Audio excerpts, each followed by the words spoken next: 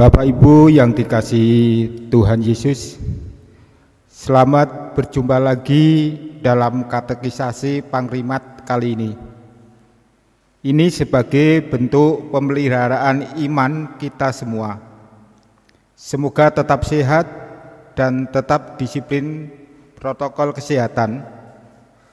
Semangat dalam menjalani hidup, baik itu tentang usaha mencari rezeki, mencari kesembuhan, belajar untuk anak-anak, juga berolahraga. Membangun komunitas olahraga merupakan hal penting dalam menjaga iman. Komunitas senam, komunitas jalan pagi, sepeda, karena dengan komunitas akan mengurangi kemalasan. Nanti dulu, aku kan wis macul di sawah. Karena dengan komunitas kita berbagi dan refreshing.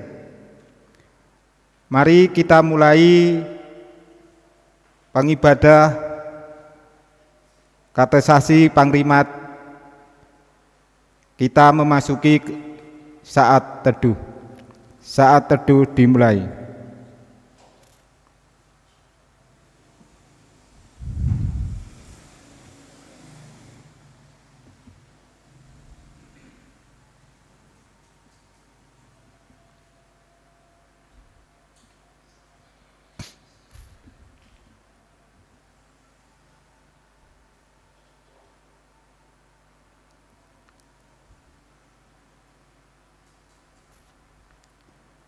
Saat teduh selesai.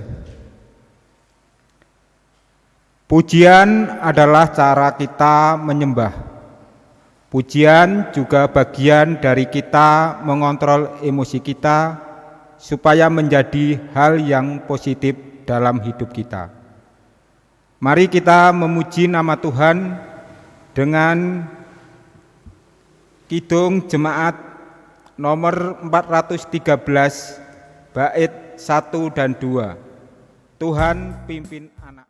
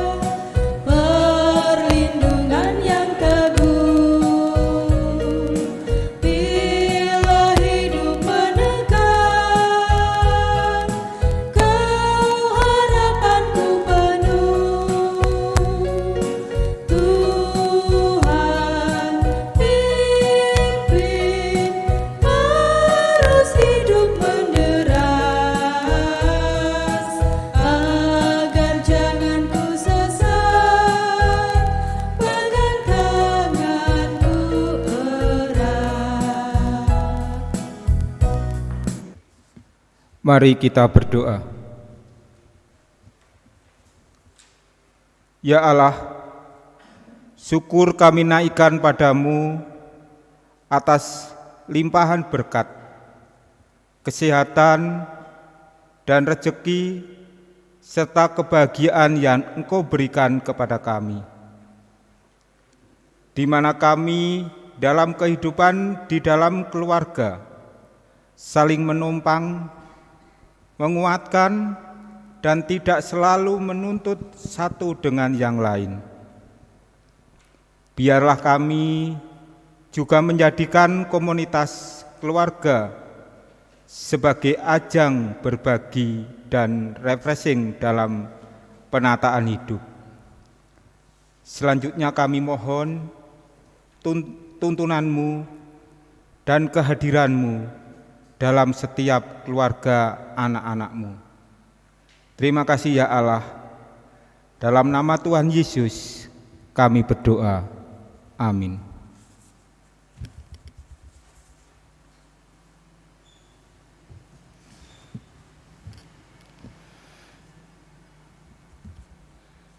Kita akan mendengar bacaan harian dalam leksonari Injil Lukas bab 17 ayat 7 sampai 10. Mari kita berdoa. Kami akan mendengar sabda-Mu, berfirmanlah, kami mendengar. Dalam Kristus Yesus, amin.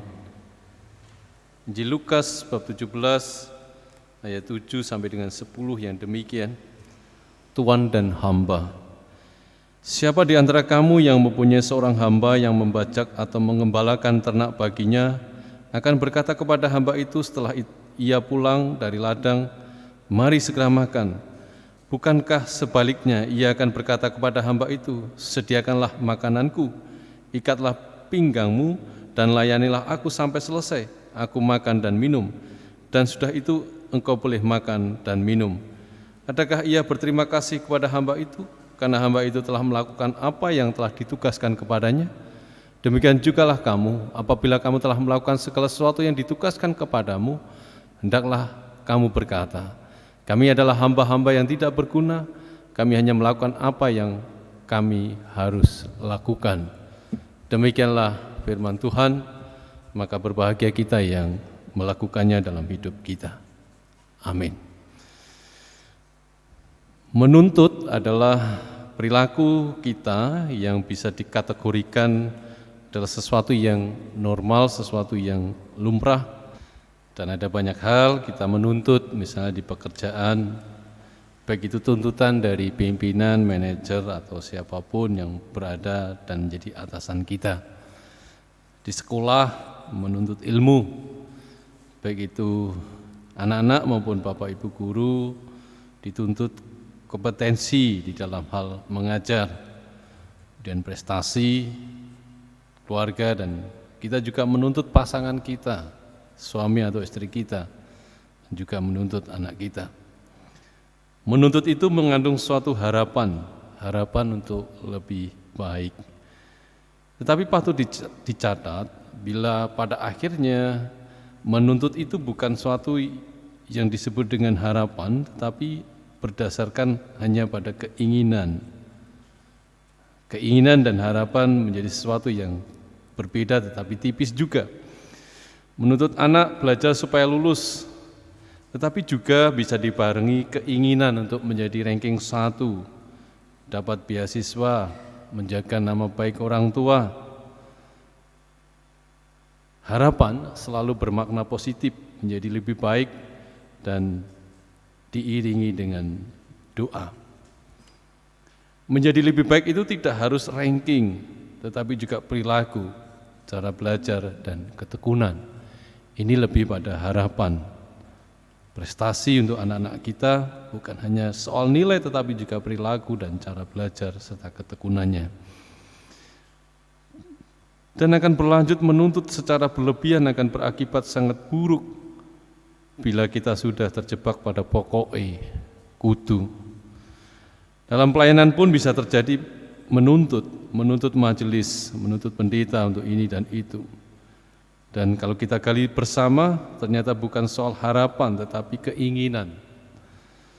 Misal menuntut majelis untuk bisa berkhotbah, apakah kita juga mendoakan majelis tersebut untuk bisa berkhotbah? Nah, biasanya itu hanya berdasarkan keinginan yang bersifat pribadi atau kebiasaan. Kebiasaan seorang majelis itu harus bisa khotbah. Ini kan sebuah kebiasaan yang kita kenakan pada salah seorang majelis. Sedang harapan itu sangat kompleks, bukan hanya soal kemampuan tetapi juga karakter dan lingkungan. Kalau kita menginginkan menuntut majelis kita untuk bisa berkhotbah dengan baik, ya kita bangun karakter itu sendiri dengan pelatihan-pelatihan, bukan hanya untuk majelis tetapi juga untuk semua jemaat. Karena khotbah yang baik, harapan khotbah yang baik juga merupakan cara untuk mewujudkan ajaran kitab suci. Karena khotbah bukan hanya soal bisa berpidato, membawakan firman Tuhan, tetapi juga sikap hidup kita adalah khotbah terbuka dan nyata. Sikap hidup yang sesuai dengan ajaran Kristus adalah khotbah sesungguhnya. Dan itulah harapan, bukan keinginan. Untuk membedakan, kita perlu berlatih. Apakah ketika kita menuntut itu sebuah harapan atau keinginan kita? Satu hal yang dikehendaki oleh Allah pada ayat 10 adalah dibutuhkan hati sebagai hamba. Ada dua hal di ayat 10 yang perlu kita belajar. Yang pertama, kami adalah hamba-hamba yang tidak berguna. Hal yang sangat buruk yang terjadi pada diri kita adalah ketika kita merasa dibutuhkan, merasa penting. Pangrimat ora bakal mlaku nek ora ana aku. Panitia tidak akan bisa berjalan nek tidak ada namaku di dalam daftar kepanitiaan.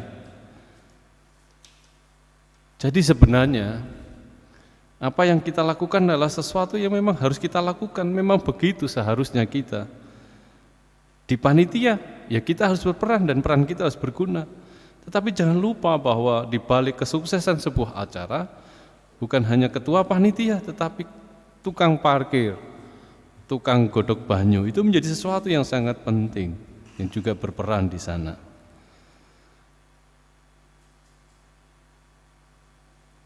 Ketika dalam kehidupan kita merasa kekurangan akan kebutuhan panitia, kebutuhan majelis,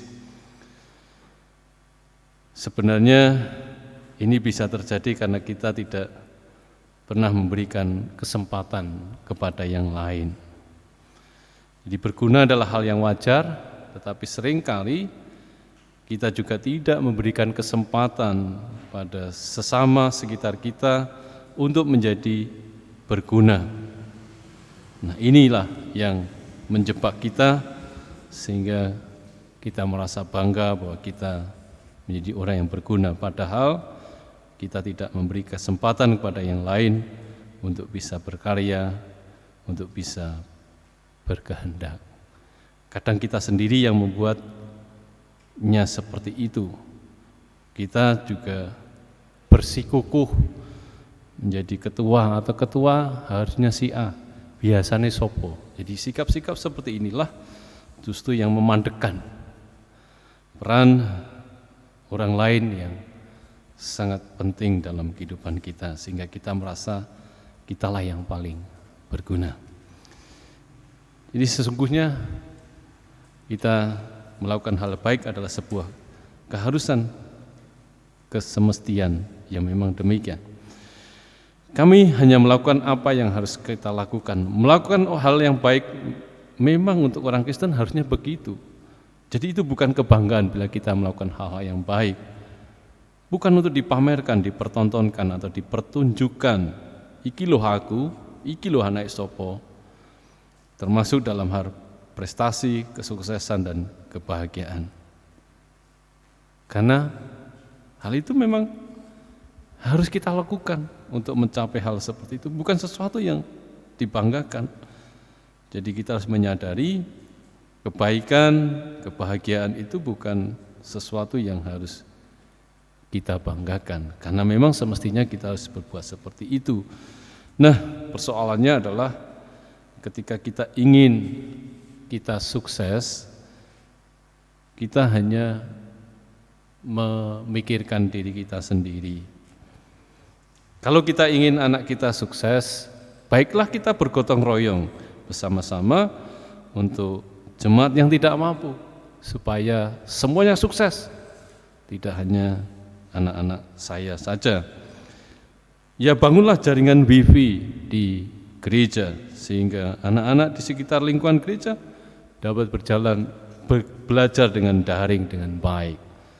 Ya, gotong royong bersama-sama membuat jaringan wifi di sekitar gereja. Demikian pula dengan perbaikan gizi, ya ciptakan di awal bulan atau di akhir bulan ada pengadaan minum susu, makan buah atau daging, karena tidak semua anak-anak di jemaat kita bisa makan ayam goreng atau bisa minum susu atau bisa makan buah. Ya, ciptakan itu bersama-sama, karena memang itulah yang harus kita lakukan. Jangan menganggap bahwa itu hanya kita yang bisa lakukan dan itu kebanggaan kita. Jadi marilah kita bersama-sama menyadari bahwa kita adalah sebagai hamba yang hanya melakukan apa yang diperintahkan dan ditugaskan oleh Tuhannya kepada kita. Tuhan Yesus memberkati. Amin.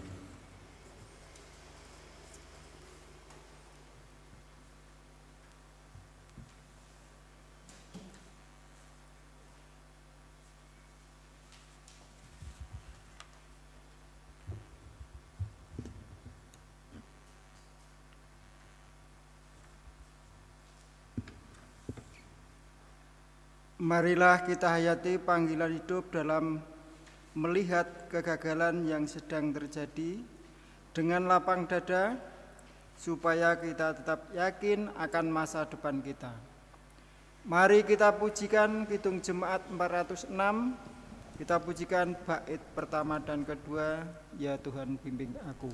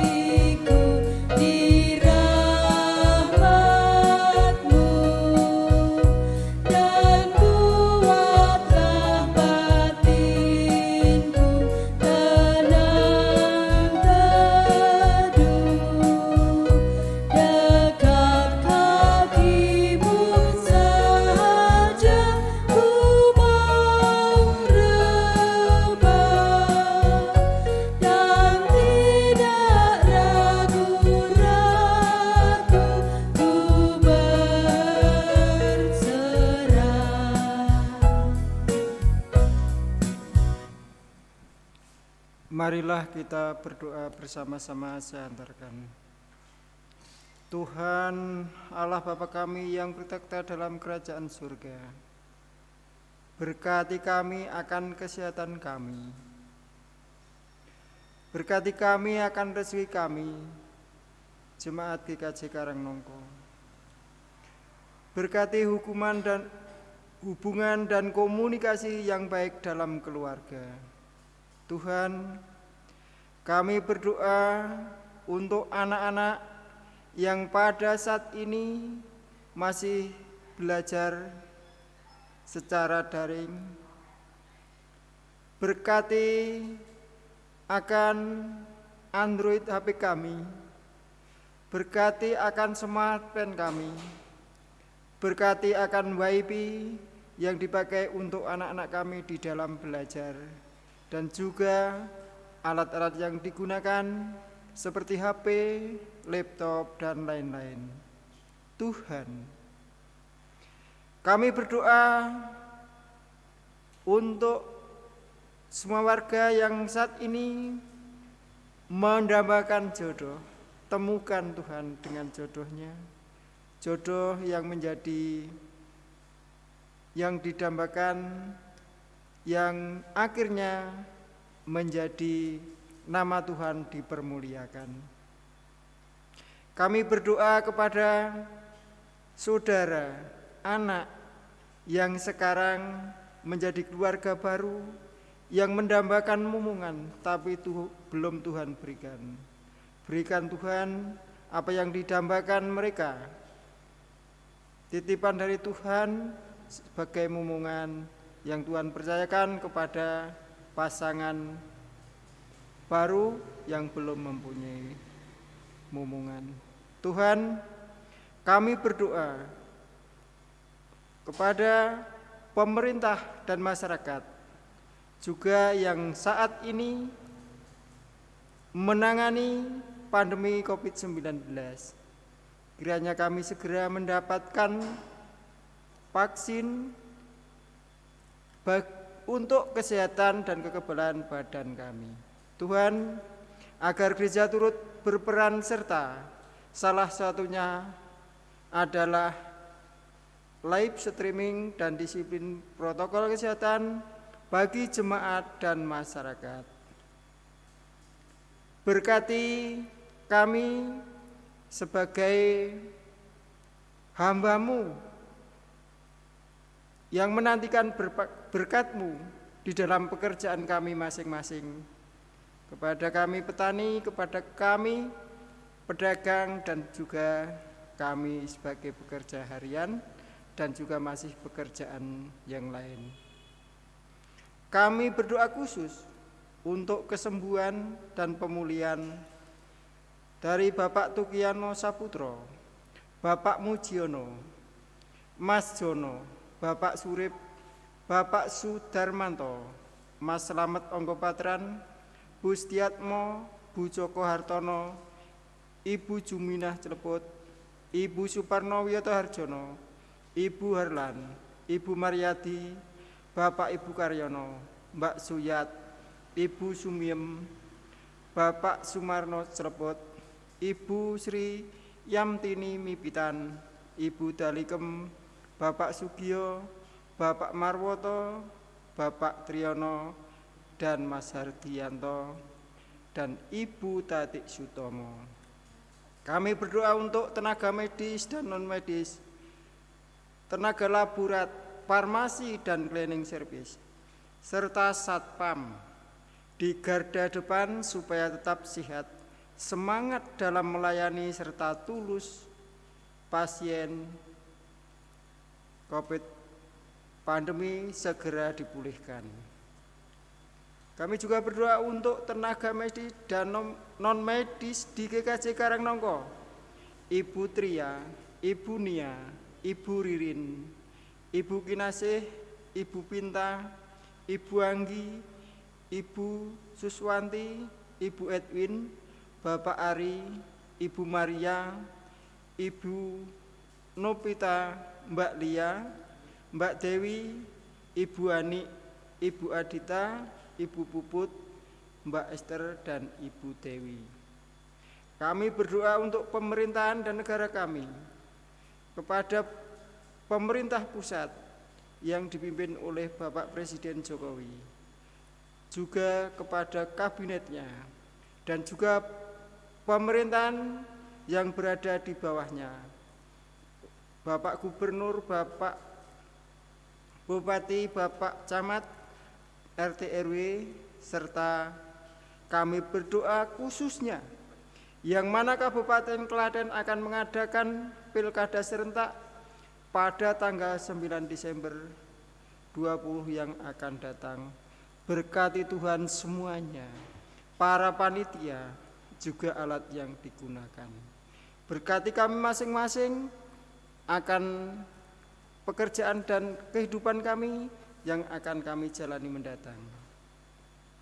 Semua doa yang jauh dari sempurna kami panjatkan kepada Tuhan Yang Maha Kasih, beraskan putra-Mu yang tunggal sebagai juru selamat kami yang hidup, Tuhan kami Yesus Kristus. Amin. Demikian perjumpaan kita kali ini. Mohon maaf apabila ada tutur kata kami yang kurang berkenan, tetapi sehat dan semangat, tetap disiplin, jalankan protokol kesehatan, rajin cuci tangan, jaga jarak, dan pakai masker. Tetap kreatif dalam mencari rezeki. Tuhan memberkati kita semua. Sampai jumpa di lain waktu. Shalom.